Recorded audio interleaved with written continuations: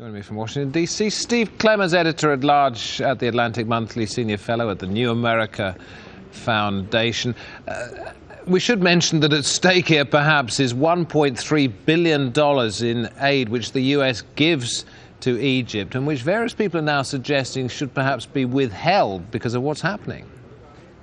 Well, I think that this is very controversial because what we saw mostly on Al Jazeera, frankly, with the Arab Spring unfolding a little over a year ago, there was great enthusiasm about the spread of democracy, not only in Egypt but elsewhere in the Middle East, and a kind of pride that some American NGOs may have had a small bit to do with what went on in Egypt. And so there's a lot of anger over here about the holding of these 19 sort of democracy workers at institutions that are American. So it is, you do have lawmakers threatening this, but I think that it is unlikely that these lawmakers would proceed. And frankly, I think it's a bit irresponsible for lawmakers to be responding in such a binary way in this. Steve, about a year ago you wrote, America can easily get on the wrong side of change. This was referring to Egypt and needs to be cautious. Is that what's happened? Well, I think a couple of things are happening. One, I think the United States and many Americans don't understand the tradition of colonization and colonialism in this part of the world. And we think that American-style democracy can easily be fed to every part of the world, and that's just not the case. There is a lot of anger and institutionalized anger about humiliation in the past at the hands of not only Americans but Europeans and others, and that we tend to have a blind spot when it comes to understanding how negative an American footprint can be as nations try and sort out which direction they want to go. And so I think this is part of what's going on. It's also important to remember that the Muslim Brotherhood was, until just a short time ago, completely blocked from having the resources to funds and consultations with these NGOs. These NGOs were there to help anyone but the Islamic groups. And now... And the Muslim Brotherhood, we should point out, has now got such a strong hold in Parliament, which it never had before. It has a grasp on what's happening and on events, and the Americans never really made much effort to get to know the Muslim Brotherhood.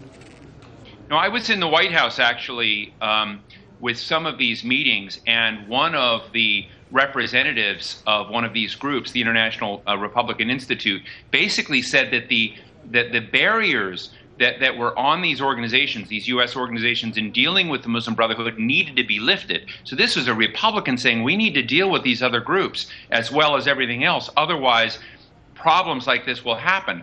The barriers were lifted, but unfortunately, there's a legacy where many of those in the political Islamic movement feel that the United States has been trying to hold them back and undermine their interests. And I think this is one of the reasons why the Muslim Brotherhood is strongly supportive of the military government right now in its actions with these U.S. workers. John McCain and Lindsey Graham and others, as you have said, believe that this crisis is coming to an end soon.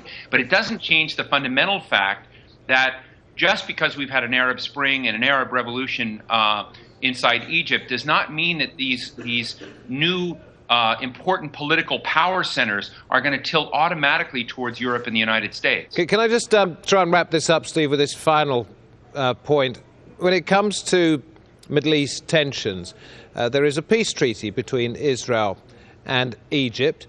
America is seen as Israel's closest ally. Are we seeing a bit of toing and froing here? Because members of the Muslim Brotherhood suggesting that perhaps Egypt could rethink the idea of a peace treaty with Israel, and you've got $1.3 billion on one side and the possibility of removing that peace treaty on the other.